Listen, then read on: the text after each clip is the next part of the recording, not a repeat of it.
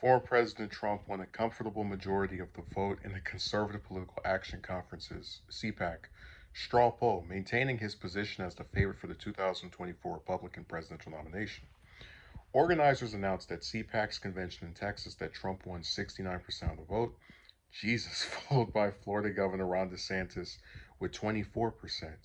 Trump expanded his lead from the last CPAC straw poll in February when he received the support of 59% of voting attendees to DeSantis' 28%.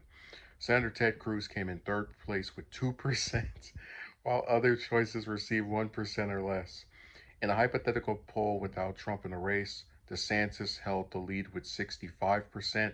Donald Trump Jr. came in second place with 8%. Cruz came in third with 6%, and former Secretary of State Mike Pompeo came in fourth with 5%.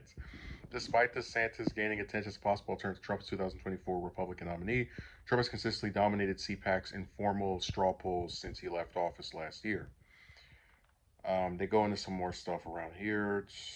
Trump's approval rating among CPAC attendees ticked up to 99%, up 2 points from February, 9 out of 10, and then my article just shut down on me.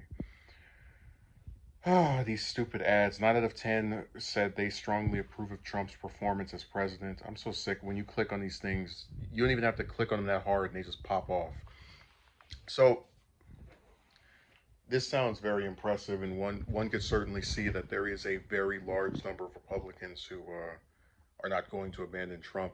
But I'm more disturbed by a couple of things. So I said before that, and this isn't all Republicans, but there is a very, it could be 10%, it could be 20%, I think it's 30% that will not vote for um, a minority candidate. And I'm not even joking or trying, like, I'm very serious when I say the reason Cruz will not get the nomination if he runs again, which he probably will, I have no doubt about it.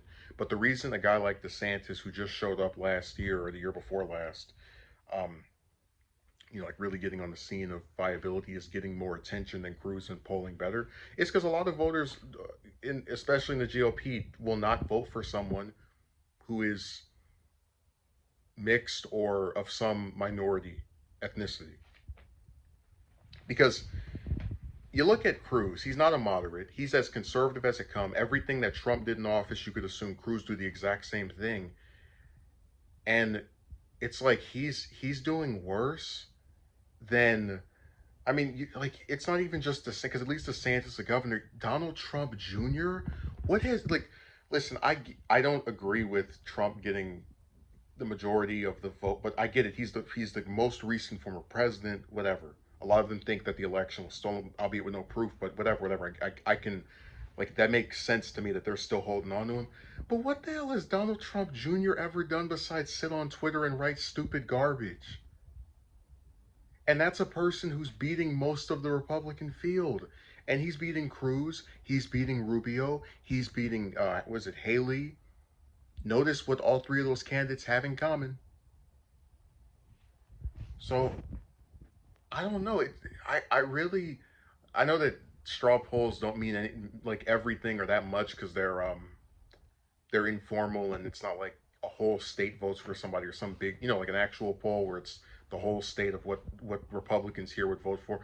But it's really disturbing that, like, someone like Cruz, who, whether you like him or not, is should be considered one of the biggest standard bearers for Trump by being runner-up in the previous presidential elections primary for in 2016, and being someone that's backed Trump on pretty much everything.